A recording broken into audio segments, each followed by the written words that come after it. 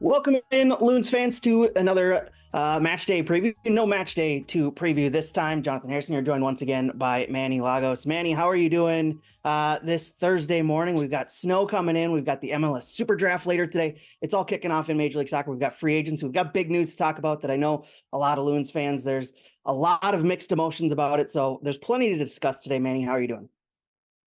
Yeah, I mean, it's the off season and it's right before Christmas, which is a busy time, and there'll be a lot of big news. And I guess this is our year-end show, and I feel like I'm pretty excited about our guests because they basically run the show for us. Two guys that I really enjoy talking soccer. You get people here maybe don't know. We get to go out to practice and casually chat global soccer, national soccer, and MNUFC all the time. So excited for the show. Obviously, some big news in this show. Obviously, a lot of stuff going around the league, and we still have kind of a recap of the season. So I'm looking forward to it. Then the holidays right after this. Yeah, absolutely. Plenty to discuss. And he said two big guests today. I'll start off on my left on my computer screen, Andy Greder, Pioneer Press, joining us today. And then on my right on my computer screen, we've got John Marthaler of the Star Tribune, beat reporters for Minnesota United, or covering Minnesota United. Boys, how you doing? Andy, I'll start with you. How are you doing on this Thursday morning? Yeah, I'm great. Kind of diving back into soccer. I've been doing college football and college basketball, so it's maybe not top of mind for me, but happy to be back talking it. Let's put back. We'll bring up Tottenham at some point in the show for sure.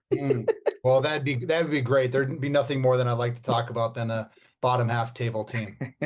John, how would you like to talk about Arsenal right now? I don't want to jinx anything, so I'd just like to be quiet about the whole thing.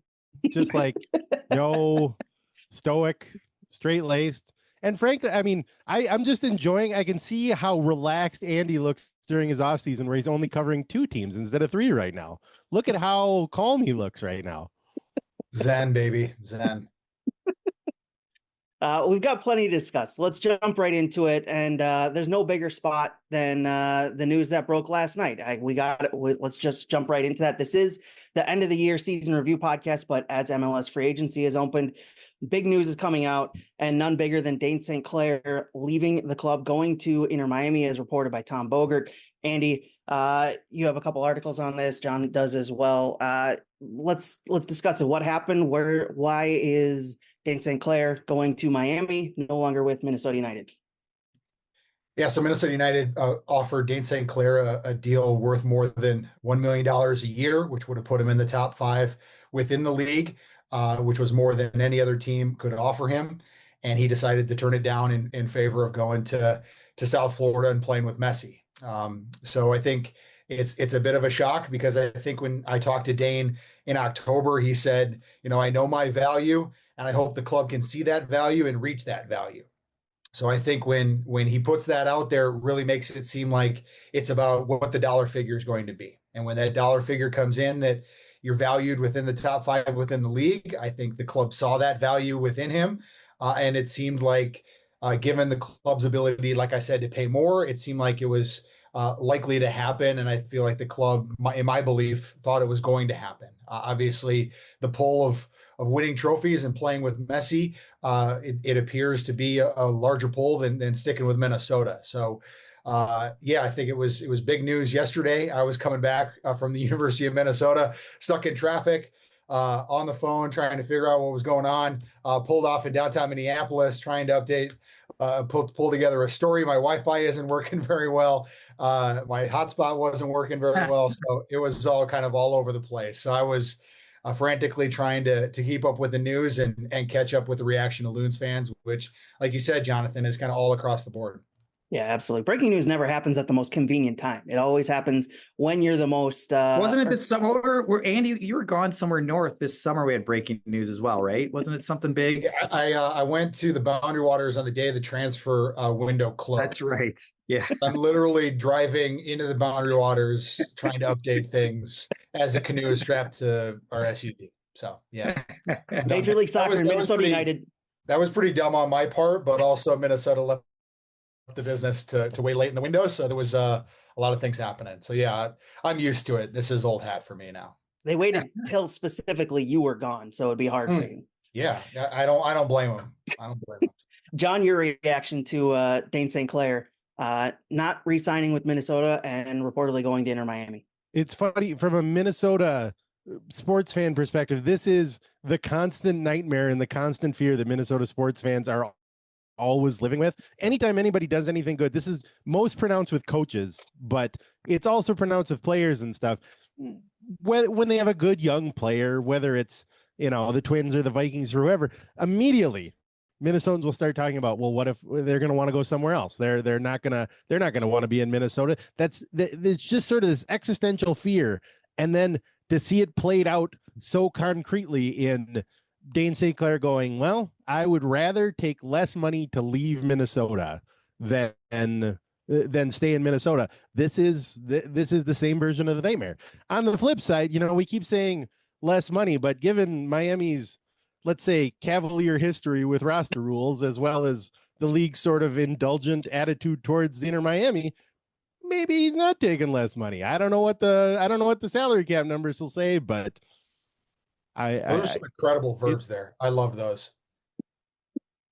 As long as I didn't hit any of Andy's no-go phrases. I don't think I hit any of them, but Andy's got we've been keeping a list of all the cliches that Andy really hates, and I don't think I hit any on that list, but no, man. I appreciate it.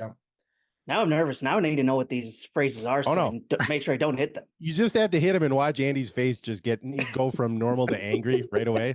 Spike my hat. Yep, the blood pressure goes up. Manny, your thoughts on the move yesterday?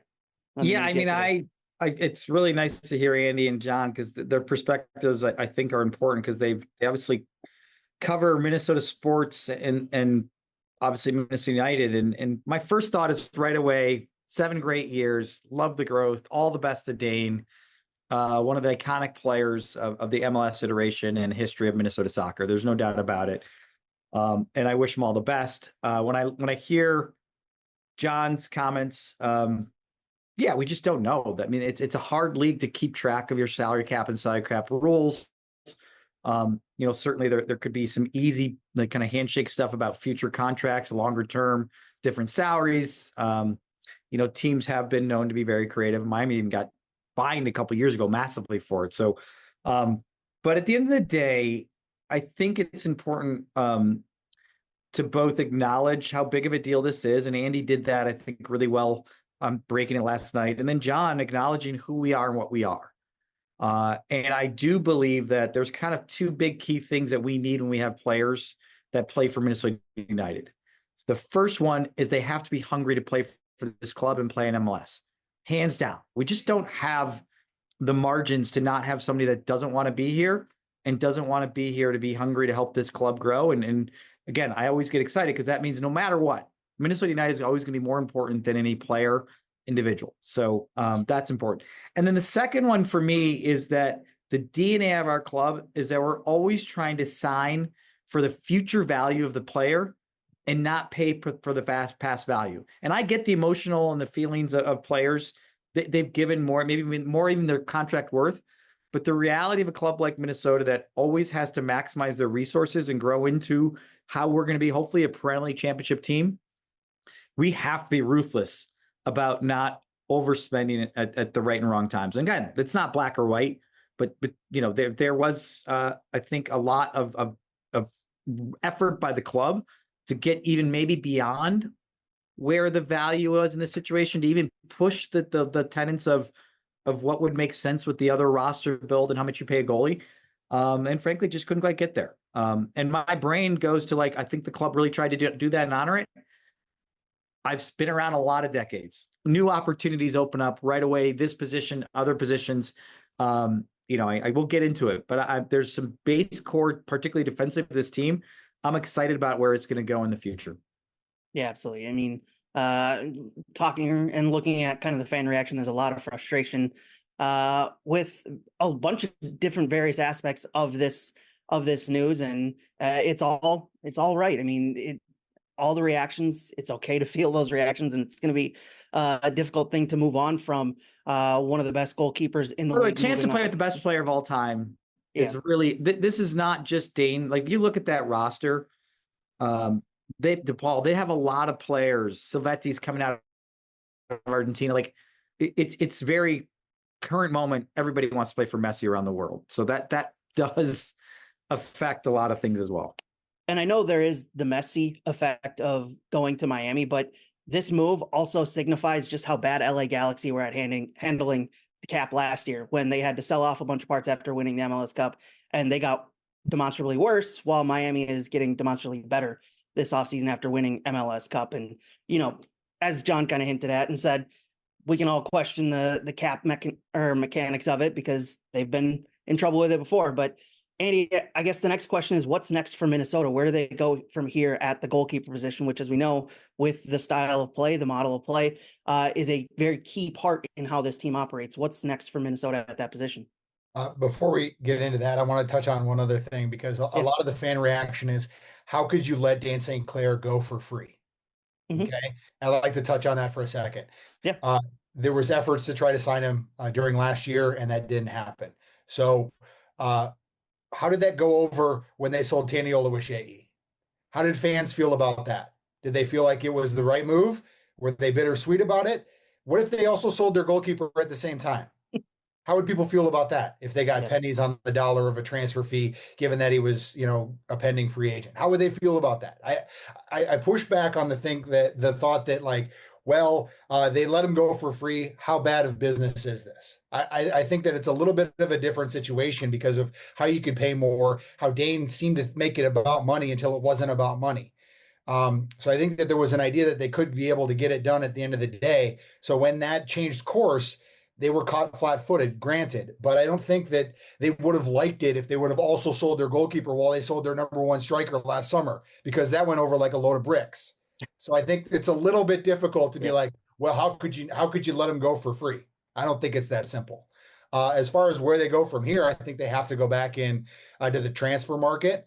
I think they have to find somebody that was going to be they earmarked more than $1 million for Dane. I think a big chunk of that needs to be spent on a number one bona fide quality goalkeeper, because this is a defensive oriented team that the goalkeeper has to be a strong shot stopper. So I think they have to go out and find somebody that can step into that role and do it as seamlessly as possible. Obviously, Dane was MLS goalkeeper of the year, so maybe you're not going to reach quite that height. But I think you need to have somebody who's battle tested, a great shot stopper, somebody who can be a leader, organize things in the back. And I think they have to go to the transfer market to try to find it. Yeah, absolutely. Another move that came down over the past couple days, and one that I think is a little less shocking and surprising, and was more expected based off of previous news breaking of the player earlier this season, before the season started. Hassani Dotson going to the Seattle Sounders as a free agent. John, your reaction to Hassani Dotson's time with the club and moving on to Seattle? Yeah, Hassani Dotson is an embodiment of, I think, how also fans felt about Dane St. Clair. They had a couple of free agents leaving. These are guys that have been with the club for 6 years, 7 years, been around forever, pillars of the club, really. And to sort of touch on something Manny said, sort of the front office perspective of, hey, Minnesota's got to be focused on the value that's going to be provided and stuff like that. It really gets at the difference between how the front office and the fan base are almost at cross purposes. They care about different things. And so you can look at Hassani or Dane moving on and going to different clubs and say, well, Minnesota's really got to be focused on getting every dollar and flexibility and finding value. From a fan perspective, you can't, nor do I think you should, pay attention to any of that. They just want to see the guys that they like, the guys that they know and like, stick around.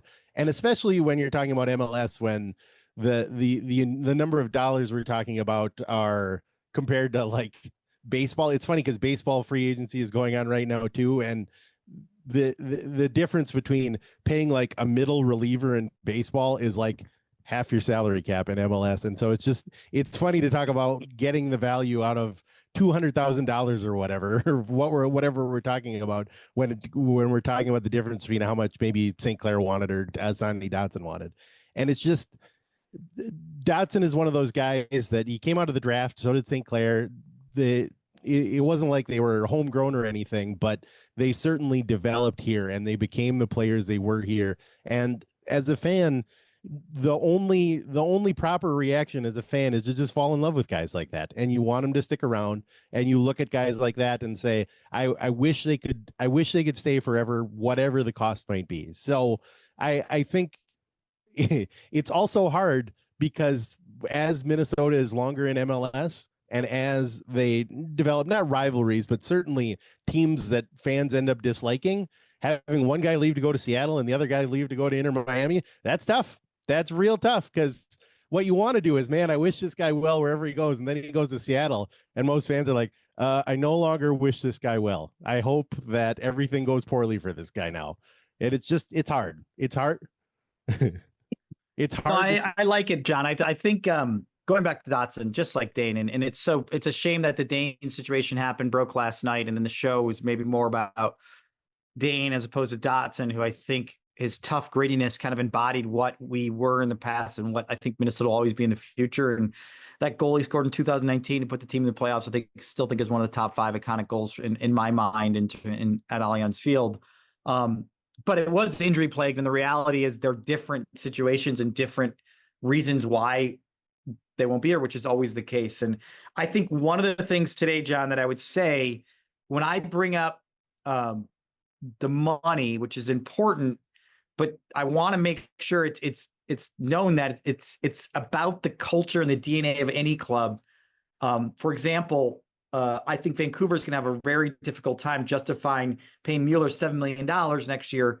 Not externally, they might, maybe not, but internally. The DNA of your team maximizing your resources is always massively important. If Miami didn't maximize Messi's value and what he did on the field, it would be a struggle to get that locker room to commit and build a team around him to win a championship.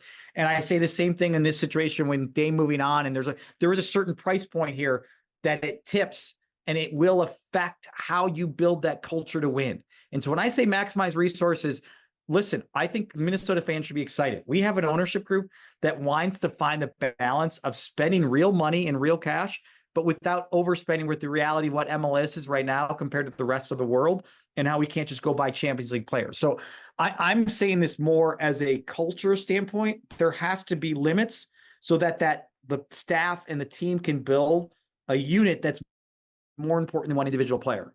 And I think that's always going to be in Minnesota's DNA if we can win championship. Don't get me wrong. There's going to be moments where we keep players and overspend a little bit because of everything you said. But it's not going to happen all the time. And sometimes it's not up to us, as Andy kind of alluded to. In this situation, the market just got too big. So I just like bringing that up because I think it's so important for building a team and a culture. So other news, there's plenty of news to discuss and free agency news and everything. Since we last recorded an episode, Peter Stroud acquired from New York Red Bulls. Andy, Big Dookie. There you go. Andy, your reaction to that move, the trade, getting Peter Stroud, and what it means for Minnesota. Also, the news that you also had, I believe, the club putting in a bid for Brian Gutierrez, and how that fits in to the whole offseason plan.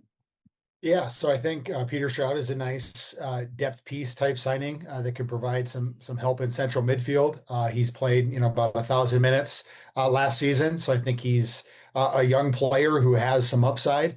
I think it's an opportunity to find some value within the league, to do it at a value and then probably at a bargain, and try to find some opportunity to hit on somebody like they did with Anthony Marcanic, for example. I think that is kind of a point where you can say, hey, this is a young player that we see an upside in, and he can provide some value to us. When it comes to Brian Gutierrez, that certainly caught my attention because I think everybody has seen the value that he's provided to Chicago's midfield, and he obviously went to Chivas for $5 million. And that if Minnesota's offer was quote unquote strong, but not as strong as Chivas's offer, and Chivas's offer was $5 million, like I said, and that would have been equal to the record transfer fee that Minnesota United paid for Emmanuel Reynoso back in 2020. So I think it shows where they're trying to upgrade the roster in central midfield and attacking spots. I don't know if that looks very favorably on guys like Dominic Fitz, who struggled to acclimate himself to Minnesota last season. I wonder what that means for a guy like Robin Lod, who's also a free agent, who's unsigned by Minnesota, who doesn't quite have the same restrictions since they declined his contract option to sign him as quickly as Dan St. Clair went off the market. So that's still an unresolved situation when it comes to midfield. But I think when you see the offer or a strong offer for a quality player like Brian Gutierrez, I think it is an indicator of where the team probably sees opportunities to upgrade and where they most likely want to improve the roster. Manny, clearly excited about the Peter Stroud acquisition due to the Duke connection. Your thoughts on how he fits into the club and how he fits into Eric Ramsey's squad? Yeah, I'm excited. He did play with my son at Duke, and just has a great engine, a toughness around the field. He does at moments in the game, wants to get around the field and get some hard tackles in and get that tempo going, particularly, in closing the ball or moving the ball offensively. And, he's only 23. And what I like about him is he's still growing into what his effectiveness is going to be in MLS, but the ceiling is very high. So he's got this ability, whether it's to become this very, very impactful starter in a high level team in MLS, or the ability to become this guy off the bench that just really changes the midfield with his energy and effort. And he still has some good guile and a clever passer. And this is a guy who started the MLS Cup, not this year, but the year before against the Galaxy. So excited about adding that midfield pieces where we got to keep growing. And then the astuteness of Andy's discussion there, right away, there's some offensive sides of realities. We've already got Dane and Asani. It's starting to feel like, yes, there's going to have to be some change and new opportunities. And some big roster moves, particularly offensively, are probably coming. Probably a big discussion point is, can we get Fitz to keep evolving? I would tell everybody, remember, it took Robin a while. It took Pereira a while. So obviously that Fitz is still in that mold, but Andy brings up a good point. There are some offensive pieces that the club needs to be hungry to go after in this offseason. And one of the things that the Peter Stroud acquisition does is answer the question of what the club was going to do with that Scrooge McDuck-sized vault of GAM they've accumulated over the past couple of years. Well, we found out what they're going to do with at least a part of it.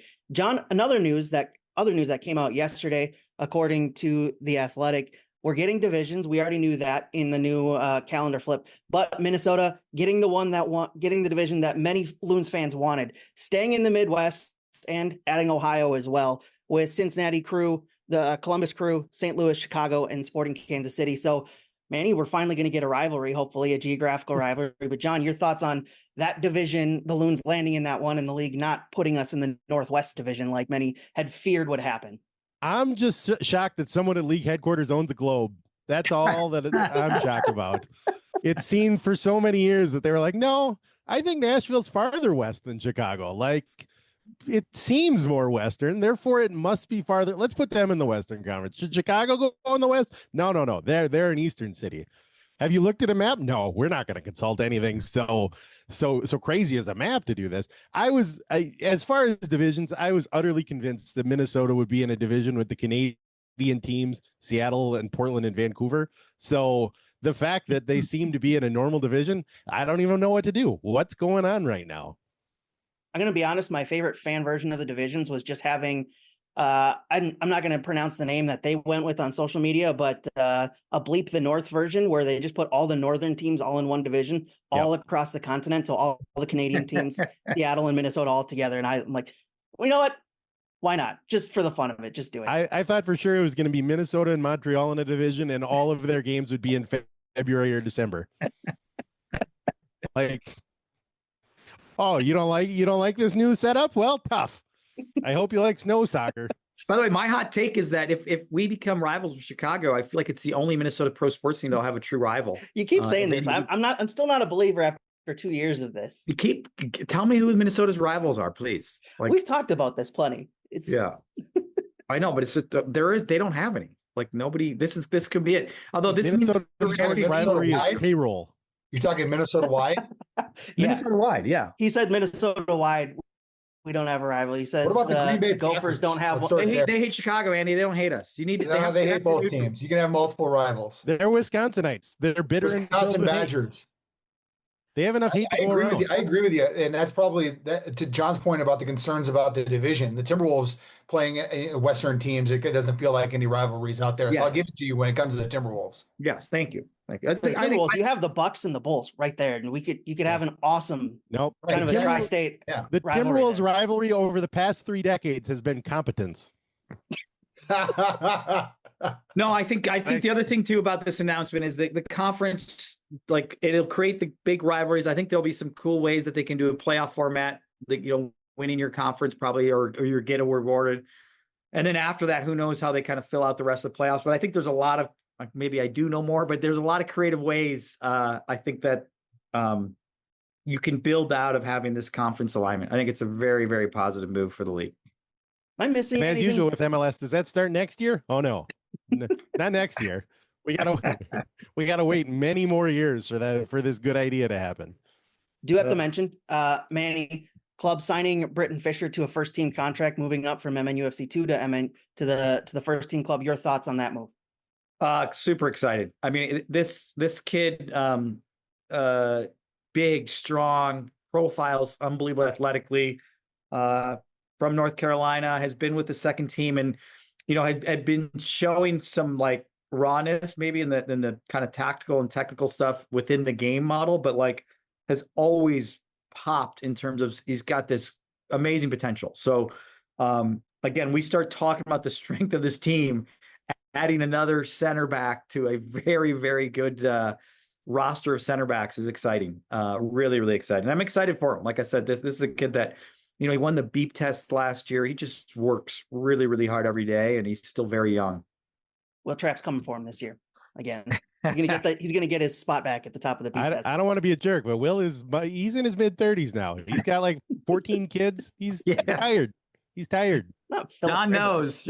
knows. It's not Phillip Rivers. I do want to say, I thought Britton Fisher's been around so long. I was literally looking it up because Manny called him a kid, and I thought, isn't Britton Fisher like 26 years old at this point? No, he's 21. He's 21. But I thought he's practically in Khaled Al-Ahmad's Over the Hill gang at this point if he's 26. Before we move into our season end extravaganza version of the podcast, I don't know what we're going to call the roundtable roundup portion of the show. Am I missing anything that we haven't discussed about the offseason moves so far in Minnesota? I don't think I am, but there's been a lot that's happened over the past couple of days that kind of threw everything to whack. I don't think I'm missing anything. I think the best thing I would ask maybe Andy and John real quick would be like, just where do they think we need to add spots and maybe profile too? So, is it speed? Is it positional? Is it more depth at 9? So I'm curious what those guys think about the areas of roster. John? I got one position I can think of that they probably need to add at.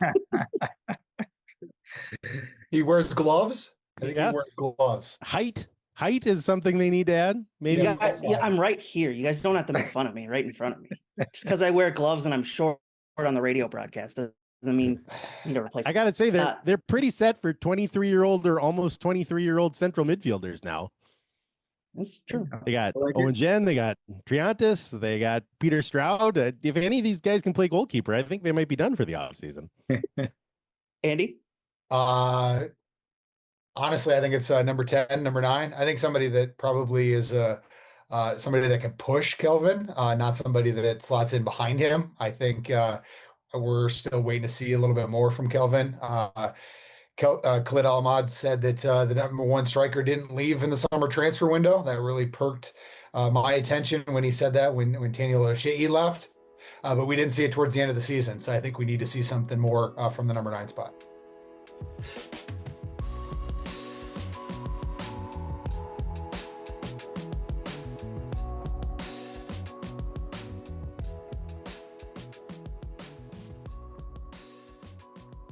Finley's is a mission-driven pet brand redefining what it means to do business with purpose. Founded in 2016 by 2 former special education teachers, Finley's was created to address the staggering unemployment rate among individuals with disabilities, a community too often left out of the workforce.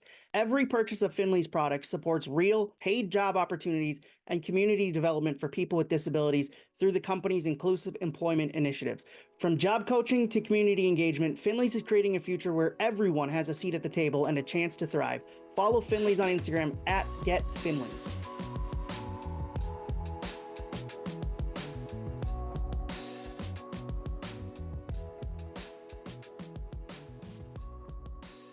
Fair. So let's jump into the season reflections. Looking back at the 2025 season, just quick stats.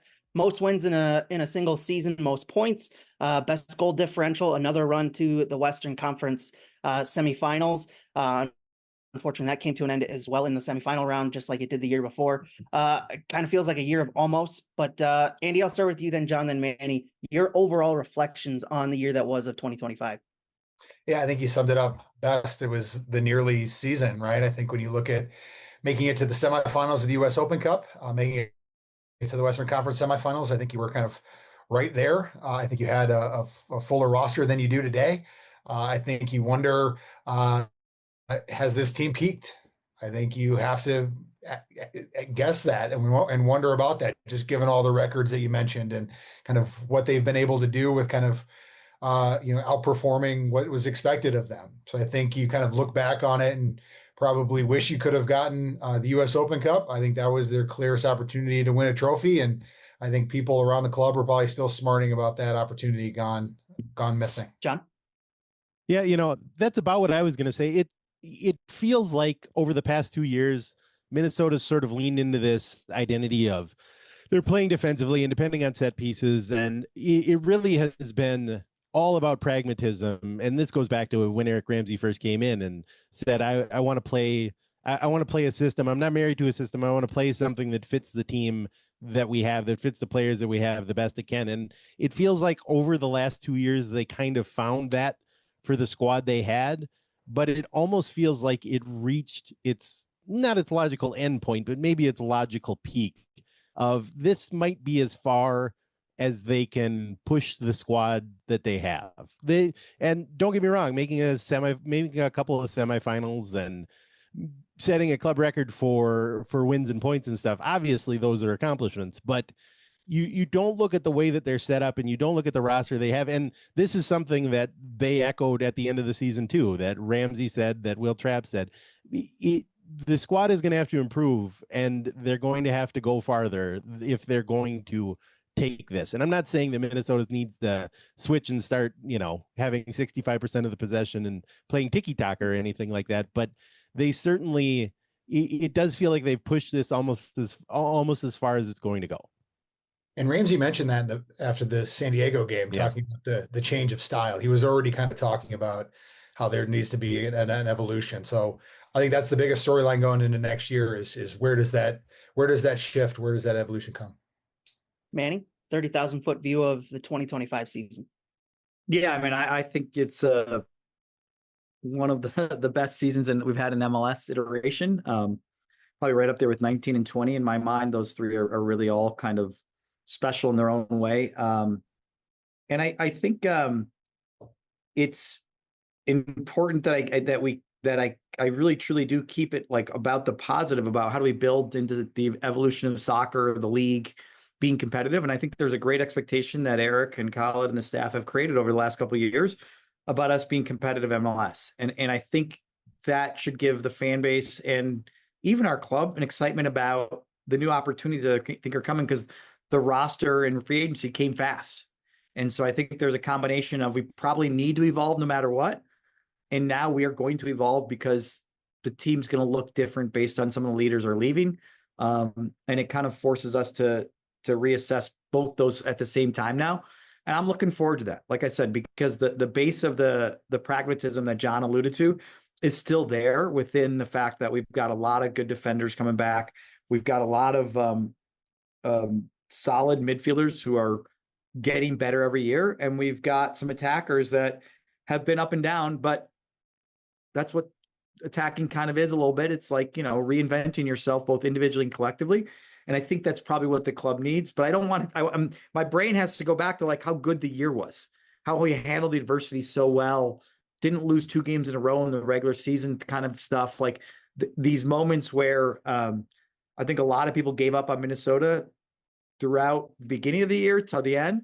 And we kept on kind of surprising them all the way up to that San Diego game where I still argue we outplayed them on the day and lost. Yeah, for sure. I want to get back to the evolution conversation in a little bit, the evolution of the style play, but we'll get to that in the looking ahead portion of the podcast. I want to keep focused on the kind of reflecting on this season. When you look back at the 2025 season, who are your standout players? It feels like Marcanic is up there as an easy grab with the 9 goals that he had in regular season play. Now, are we doing like the MVP? Not yet. No, that'll come later. But Okay. just standout players overall for you guys who stood out for you throughout the 2025 season. Andy, John, then Manny. I would say Nectar Triantis. I feel like he came in and really kind of didn't need an on-ramp, didn't need an opportunity to kind of hit the ground running. I thought he was great. I think he was a tremendous signing. I think Joaquin Pereira was also a standout player for them. I have to give a nod to kind of the veterans on the team, right? The Will Trapps, the Michael Boxels, Robin Woods, the guys who've been John's giggling. I don't know why he's giggling at me. No, I'm laughing because this is like the 4th straight year that everyone said, well, they're going to have to start limiting Michael Boxall's minutes. They're going to have to start limiting Will Trapp's minutes. Robin Lode, he can't play all the minutes. They led the team in minutes again. How is this possible?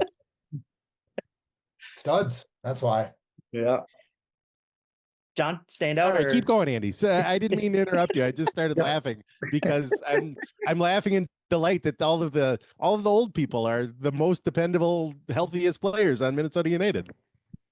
Yeah, I think I think it's commendable, right? I think you kind of, like John said, like when is the fall off coming, and we've yet to see it. I think it'd be interesting going back to Robin Lod for a second, kind of what kind of his role might be, what kind of price point are they able to maybe bring him back at, and kind of what kind of role does he have going forward? It kind of feels like if there's one player that is probably towards the downside more than others, it would probably be him. And where does that kind of negotiation land on kind of where they see him and what that value is going forward? John, your guys who stood out for you in the 2025 season? Well, I mean, I don't want to grab for the obvious answer, but it was very clear that the team was different with Daniel O'Shea and without Daniel O'Shea. You look at you start at the end of the League's Cup in 2024 through the Tanny leaving this year. Minnesota in that window was maybe one of the best teams in the league, if not the best team in the league, if you look at the underlying numbers. And then if you look at after Oluwaseyi left, and I know that's coincidental with Yeboah getting hurt and missing some time, but they went from based on the underlying numbers from one of the best teams in the league to the worst or one of the worst. And so if you look at sort of the difference that Oluwaseyi made and all of the parts of his game that he improved, like hold up play and not just being a guy that can run in behind, I think he certainly was the standout player just from looking at the difference between the team while he was there and while he was not there. Yeah, absolutely. I think that's absolutely fair, is that you could see and you could feel it on the field, noticeable drop off after Tanny left in the transfer window. Manny, for you, who stood out the most? I'll be honest. This is one of those rare moments where you have asked this question, and I think it's straight up a bar fight, knives in a phone booth. And because think about it, like you mentioned Triantis, but he came late in the year. Joaquin, first half of the year, unbelievable. You got Anthony, like insane numbers for an outside back. You've got Boxall, you just mentioned. You mentioned Trapp. You mentioned Tane. You mentioned Dane. Like, it is straight up. I think this is the best debate that is. It's really like I really don't know right now. There's the depth of players that have really been solid to good for the team is amazing, and I think it's very debatable. I really do. If I rattled off those 5-6 names, and I think they all have a place and could all be debated one or the other.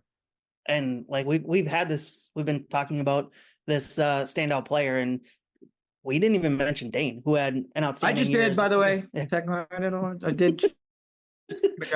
And I know there's some sour feelings about that. No, he's in there for sure. Yeah, that's my whole point, though. I think it's a real. If you had to say one right now, it's really, really hard. And I'd be curious where Andy and John go with it, because it's that hard. And I know John kind of went with Tani. Fair, but debatable. Yeah. Honestly, I really think there's only one choice overall, and I think we can all agree that in terms of providing entertainment and chaos, Carlos Harvey was the player of the year for Minnesota United.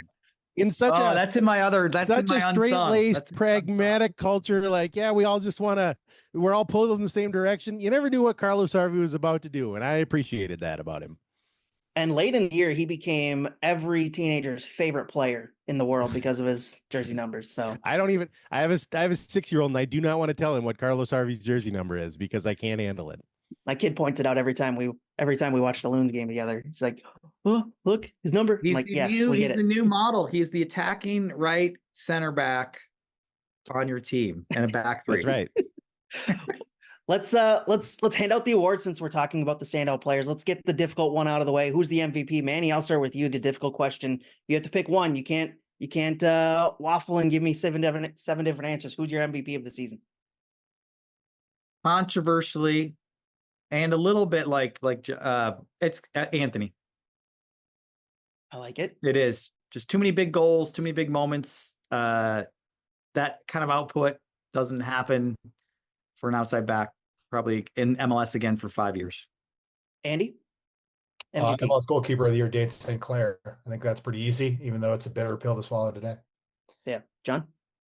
I think I'm going to go with Michael Boxall. It just in terms of how much the long throw became part of Minnesota's identity, and in terms of the team really did look different when he was not in the center of the defense versus when he was. Just given what the team's identity was, he seemed like maybe the most, I don't know about the most important part, but certainly the steadiest part of that.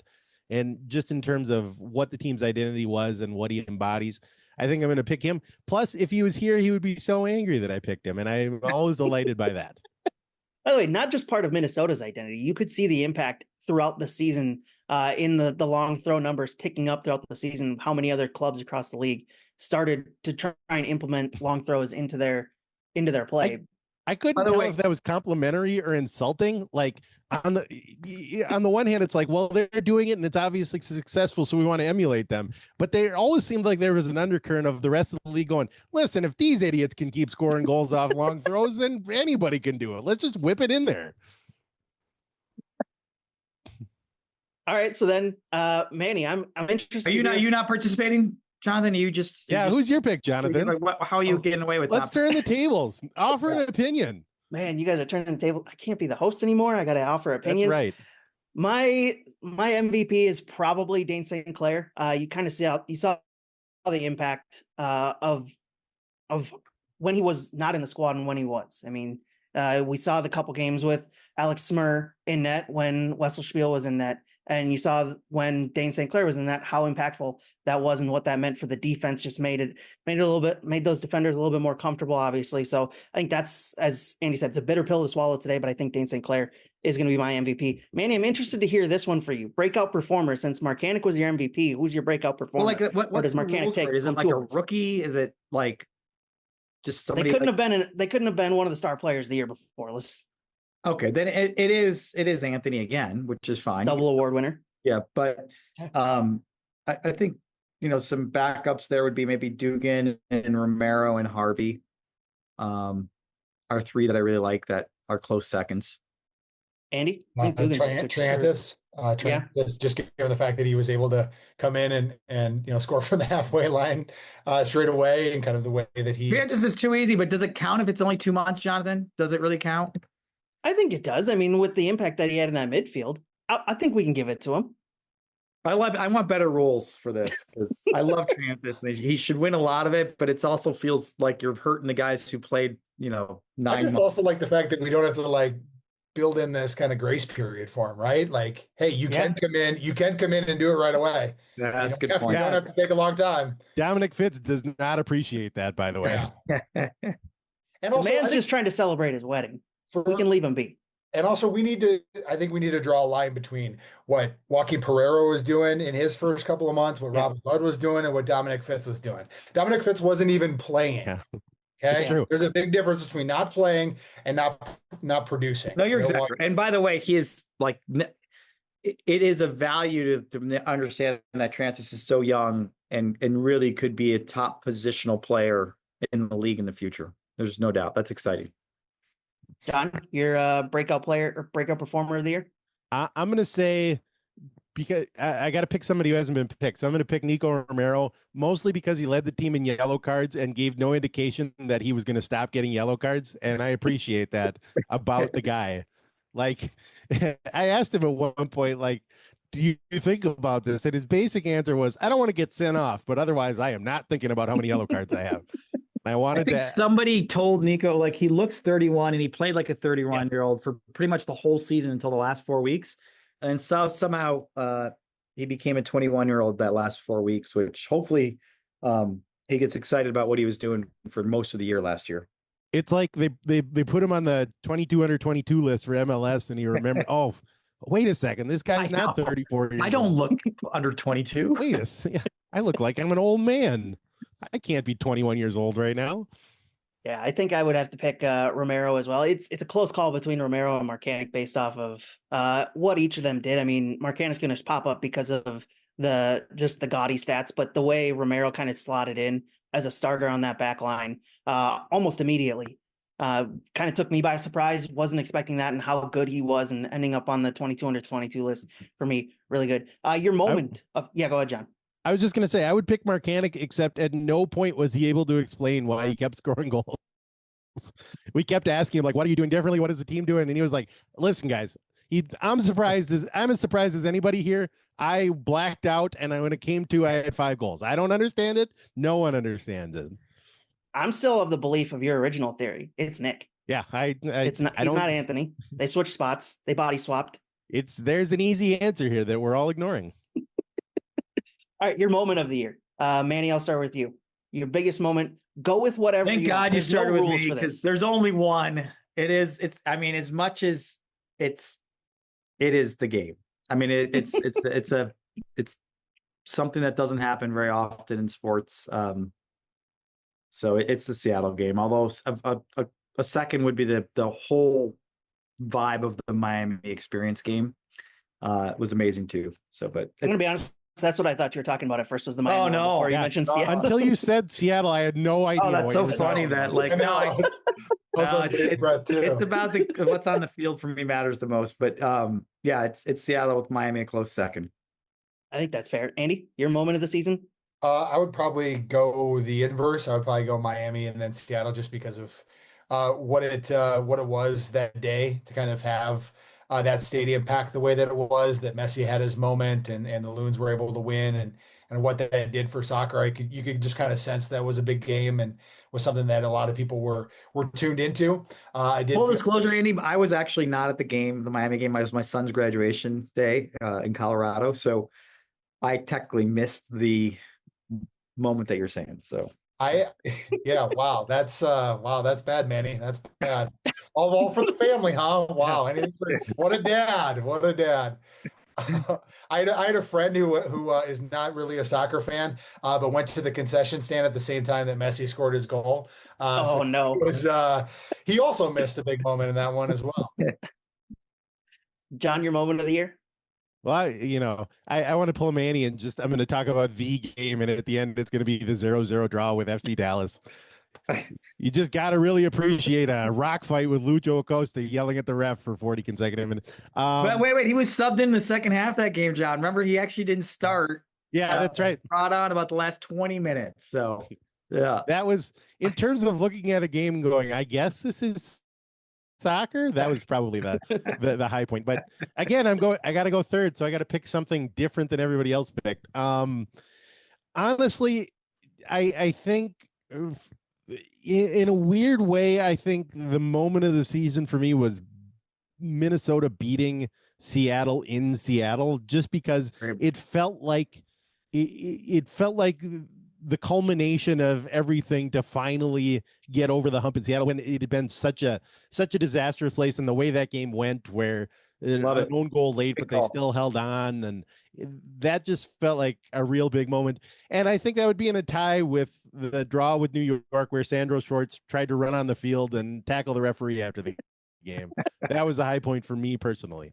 That's a great third shout out. That fans that were watching that game, I felt, if you're a Minnesota fan, that was a cool just moment, because we did really play well that day and exercised a lot of our pass.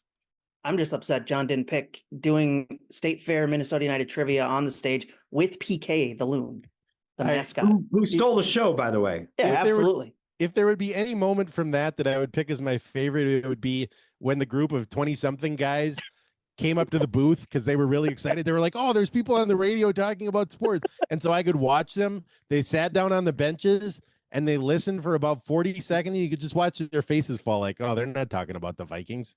What are they talking about? Soccer? And then they all got up. What's a Real Salt Lake that they're talking about? I did not enjoy the experience of doing something where people could react in real time to what was going on. You just record it and then turn it off. I don't want to see people's reactions. I don't want to see the physical manifestation of people turning it off and going, I've had enough of this. Yeah.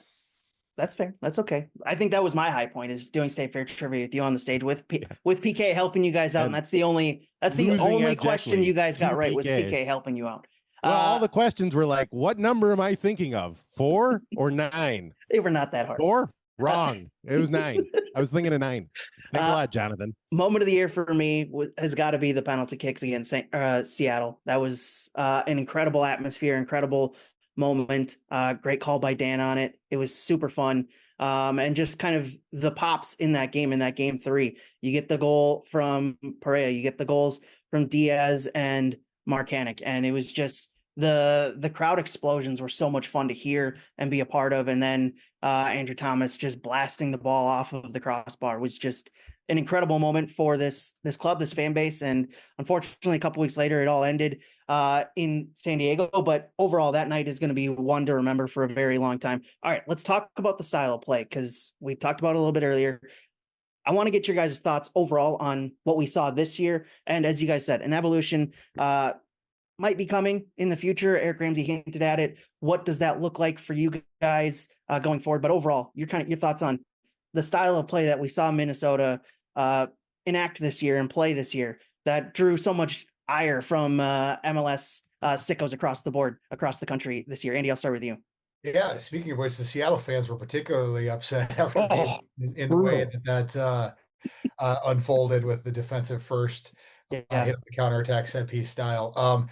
I think it's just given where we're at with the goalkeeper situation. Are they going to be able to get a premium shot stopper to keep doing that? I think they need to have more possession. You cannot be that far away and lowest in MLS when it comes to possession numbers and find a way to be successful. I think you have to. I don't think you have to have 60%. I don't think you have to be San Diego or Miami or anything like that. But I think you have to control the ball. I think you have to prod. I think you have to find ways to break down teams in open play. I think that's just something that has to happen in the modern game and something that Minnesota needs to do more regularly going forward.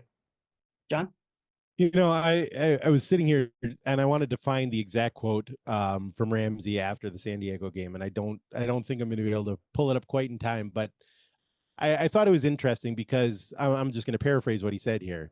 But basically what he said was the way the team plays and being in every game. Obviously, they've been very proud all the way along about they're in every game. They're not getting killed. They haven't lost 2 games in a row. These are all things to be proud of when you're sort of working with fewer resources provided than everyone else. But what he sort of said was making the Western Conference semifinal, that's good, and the way we play, that's good. And playing this way, 1 out of every 5 years, you might be able to find your way through to a final playing like this, with sort of the implication being, is that what we want to do? Is that the goal? Is that the final destination for this team, is to just continue to play this way and continue to maximize resources and continue to have every game be a goal either way or a draw and do as well as you can there? Or is the club's goal something more than that, something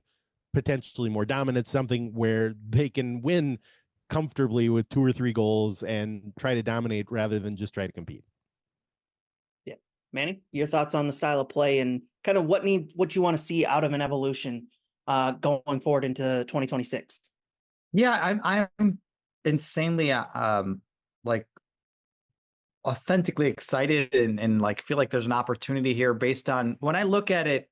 It's fascinating because I'm trying to look at about Minnesota United and the MLS league and the global sport in terms of style, identity, and system. And it was a fascinating year because even my senses of how quickly evolution of styles, let's just think about Man City and tiki-taka soccer and how that just was in de jour just a couple years ago, and how quickly now everything's more vertical.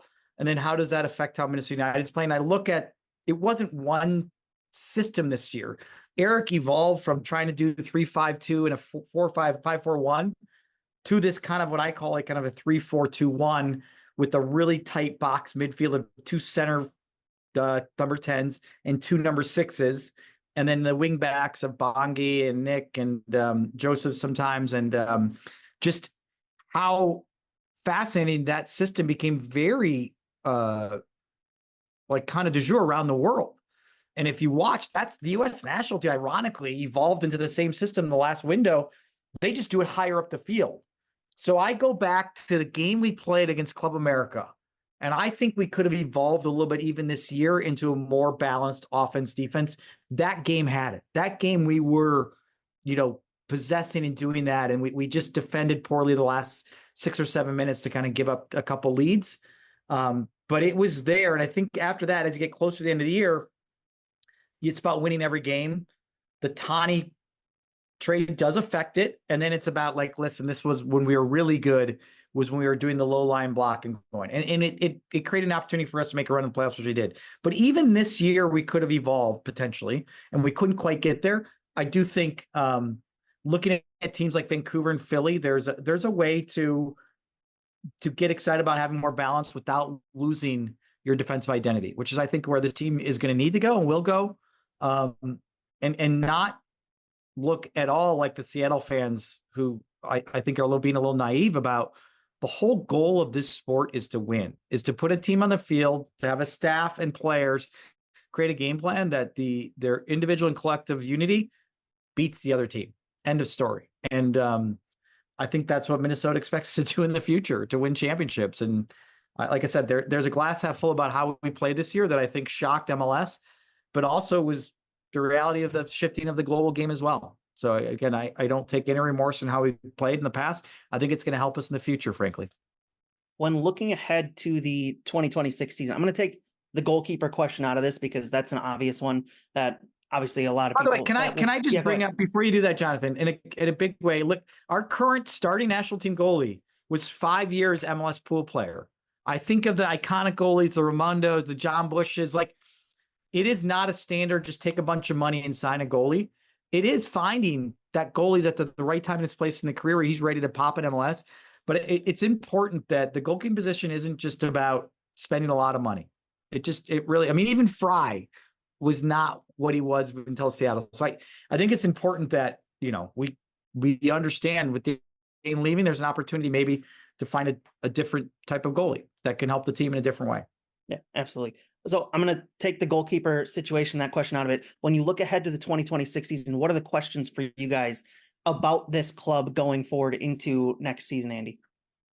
I think it's the high-priced attackers, right? Are they going to be able to push the level and keep possession and score goals? I think Dom Fitz and Joaquin Pereira and Kelvin Yeboah, I think it really kind of hinges on those guys. Are those guys going to be the key pieces going forward, or are we not knowing who those next key players are going to be because they're going to come in during the transfer window and be here for when the season starts? I think that's just thinking about it. I think that's going to be key too, right? Can they get their business done early? Can they bring in players that can acclimate to Minnesota before the window closes, before the season starts?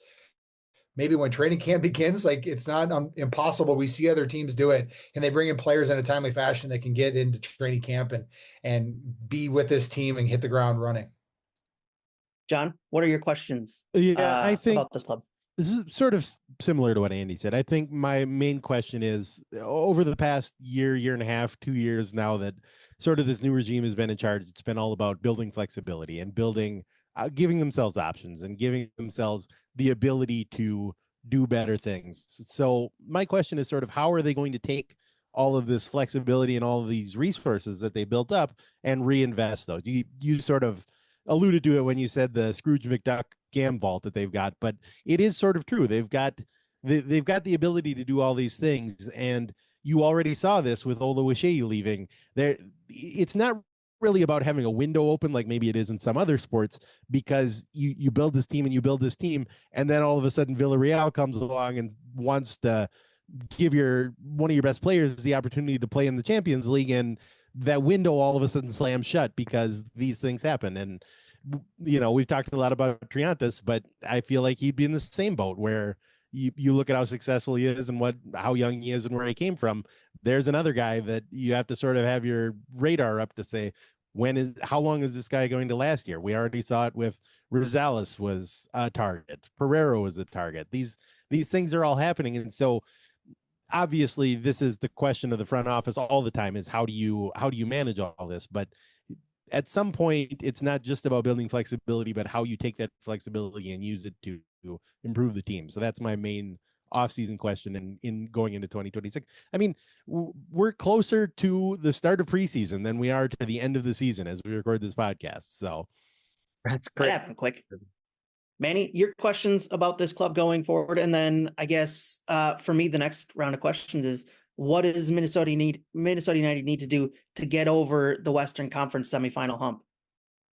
Yeah, I mean, I think it's fair to say that we've got to find and believe in whatever we end up doing for the replacement for an MLS best 11 in goal. That's no doubt. And I my only debate would be, I don't know if it's spend a lot of money or if it's giving some type of journeyman an opportunity or giving some type of young player an opportunity. And I bring that up because I think the strength of this team, which I think 90% of the teams in MLS actually need, or to be somewhat like baseline winning, is good defenders. Like, it is so important, and it's actually harder to decide how much money and how you want to spend and do that. And I think that is already taken care of for the roster for us. So to me, it starts to then become about a little bit more Americanized term. I think we need some speed. I don't usually talk this way, but I think we need speed. We need options for that evolution of whether our system, or whether it's going forward, or whether it's repressing. We need some guys that just want to chase the ball down higher up the field, or we need some guys that just put a little bit more fear into teams when they can't attack against us. We have a good defense. So that speed wide, speed up top. I just think we need more speed in the roster.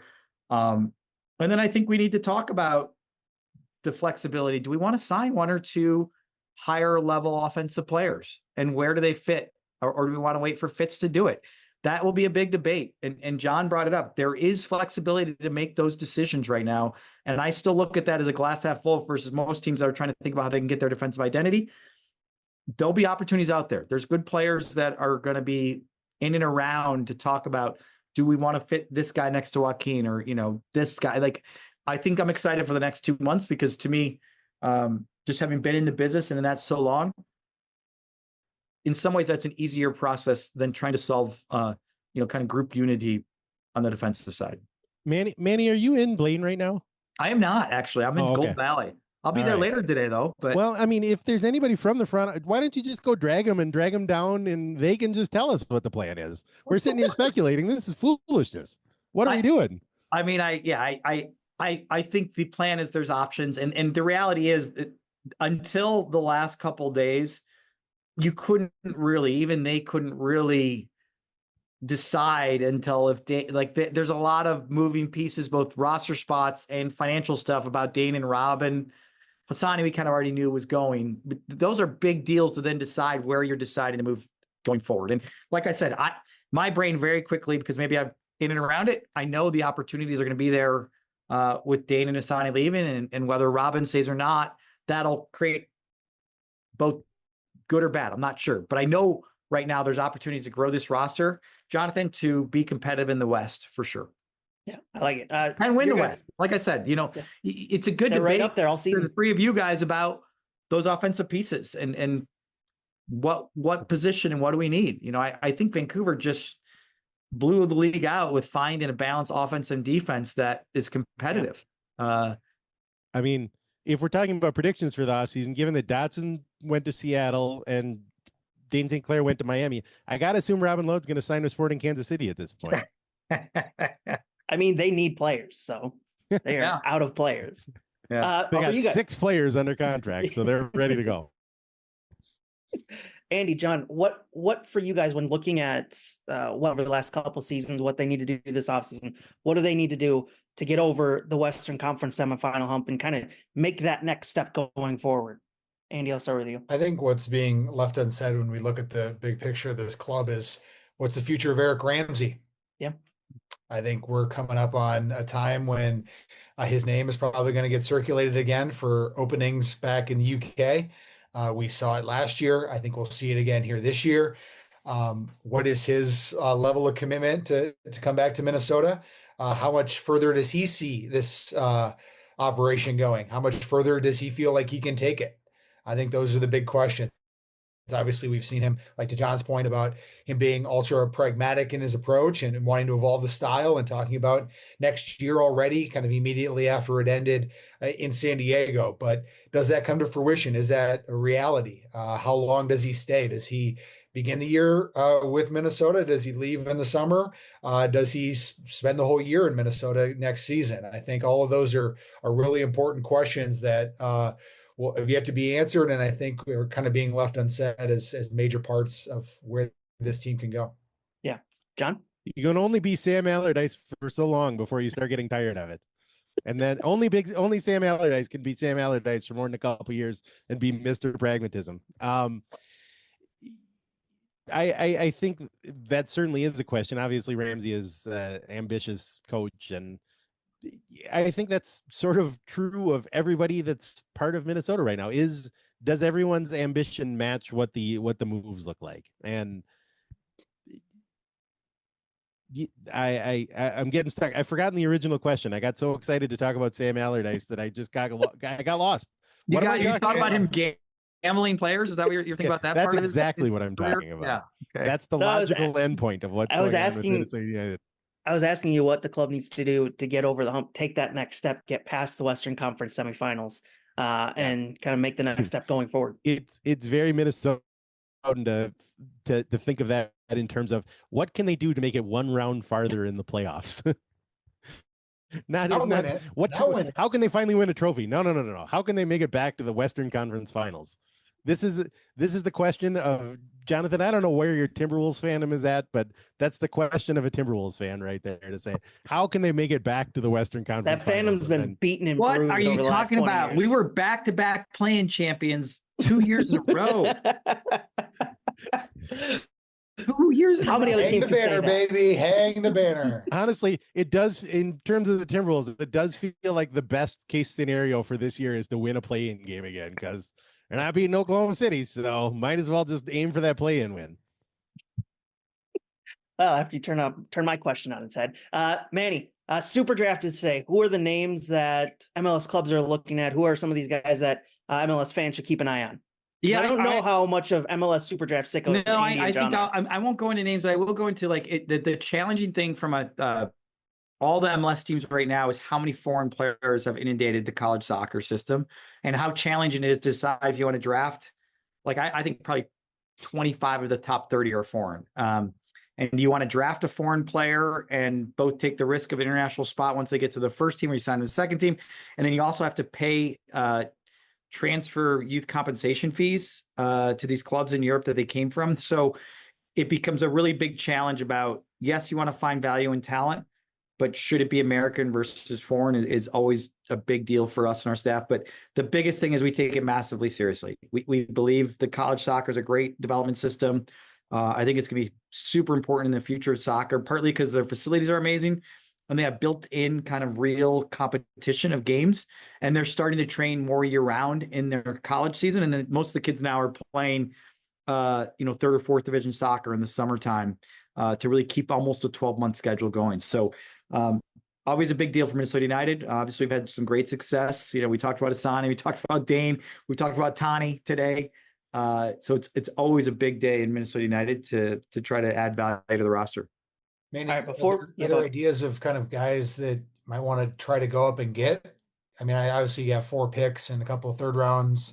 Is it an idea of, is there some guy move up 10 spots that is thought of? I mean, the strategy almost always for us is best available versus positional. partly, especially because now we have the second team. It's not about just looking at your roster build in the first team. It's about best available, and then that figures out within the preseason this or that, or first team contract versus second team.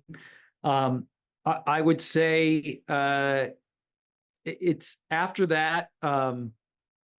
It's just finding value in talent, Andy. It really is. It's that reality, and I think, like I said, I think we have a great staff that gets excited about trying to do that, because some teams in our league do not. They look at their academy as the only way. We look at our academy very similar. We love it. It's valuing talent, but this is free. Even the academy kids we invested money into. This is one of those few mechanisms that you get to really work with a kid that's a little bit further along than an academy kid. Manny, I have a front office based question for you. So yes, last year, for the first time in years, nobody in MLS passed on a SuperDraft pick. Is that because everyone's recognizing the value in the SuperDraft, or did the league tell them to stop passing on SuperDraft picks because it was embarrassing? It is by far the first, because of the second. Everybody has a second team now and understands that it's not even about getting them first team contracts. They can get either a first or second team. But you're right. There was there's two great like folklore. There's the Philly, where they got rid of all of them for a while because like, whatever. We got, our academy is amazing, which I thought was a little bit over the top, like ego in the academy side. And then on the flip side, when Cincinnati first came in the league, they were very American football centric, and they at the draft traded for like 8 first and second round picks, thinking that it was like the Jimmy Johnson draft chart up. Like, I can't believe the value we're getting out of this. Yes. Where again, respectfully, I think college soccer is awesome, but it's not our biggest roster building mechanism, but it's there. It has a real big place in the short and long term. But yeah, those are my two like kind of folklore moments where now everybody, I think more and more teams understand the value of trying to find players, and you can still develop them now with your second team as well. I love it when the reporters hijack the podcast and just start asking Manny questions. I love it. Oh, it's good. That's great. good. Can we also do away with the reentry process, because that's never used? Hey, there was 2 guys picked in the second version of that, or whatever the second stage of it. I assume Don Garber's going to listen Tyrone to this at some point, Mears. so We should do a show though, like where There's a you guys poll. just rip on some of the MLS stuff. I thought that's have what to John's respond. I thought that was John's normal. yeah, it would be Every show. really different for me to make dumb jokes about MLS stuff going on. By the way, we didn't talk about the final. Did we? Have we talked about the final? Was that part of our show? No, it's been a while since we recorded, and we didn't Okay. talk about the final. So you got thoughts on how it played out?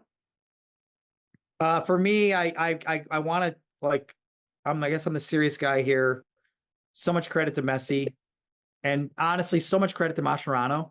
I do think observing him kind of getting the beat down against us and how he reacted in terms of like thinking about the strengths and weaknesses of his team in like real seasonal time, like not just pretending they were better and they're going to get better. He actually made moves and did things. I give him a lot of credit, and I just love Vancouver. That Vancouver LAFC series to me is our game is right up there with the Seattle Minnesota game, and I just thought Vancouver played a great final, and probably Mueller was a little bit less impactful. Maybe it was the difference or the double post, but I thought it was a really good final at the end of the day.